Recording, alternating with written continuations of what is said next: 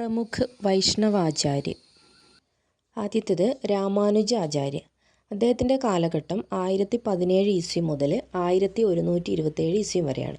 അദ്ദേഹത്തിൻ്റെ ദാർശനിക സിദ്ധാന്തം വിശിഷ്ടാദ്വൈത്, സമ്പ്രദായ ശ്രീ സമ്പ്രദായം. അടുത്തത് മധ്വാചാര്യ. മധ്വാചാര്യ കാ ജന്മ 1199 ദക്ഷിൺ ഭാരതത്തിലെ ബലിഗ്രാമിലാണ് അദ്ദേഹം ജനിക്കുന്നത്. അദ്ദേഹത്തിൻ്റെ ദീക്ഷയ്ക്ക് ശേഷമുള്ള പേര് ആനന്ദ തീർത്ഥ്.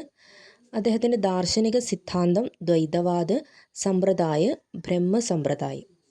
അടുത്തത് വിഷ്ണുസ്വാമി. വിഷ്ണുസ്വാമിയുടെ കാലഘട്ടം 13ാം ശതാബ്ദി, 13ാം നൂറ്റാണ്ടാണ് വിഷ്ണുസ്വാമിയുടെ കാലഘട്ടം എന്ന് പറയുന്നത്. അദ്ദേഹത്തിൻ്റെ ശിഷ്യനാണ് വല്ലഭാചാര്യ. സമ്പ്രദായം വിഷ്ണുസ്വാമി സമ്പ്രദായം. ദാർശനിക സിദ്ധാന്തം ശുദ്ധാദ്വൈത്. അടുത്തത് നിംബാർക്കാചാര്യ. 1162 കാലഘട്ടമാണ് നിംബാർക്കാചാര്യരുടെ കാലഘട്ടം. അദ്ദേഹത്തിൻ്റെ സിദ്ധാന്തം ദ്വൈതാദ്വൈതവാദ് അല്ലെങ്കിൽ ഭേദാഭേദവാദ് എന്നും കൂടി പറയും. അടുത്തത് വല്ലഭാചാര്യ.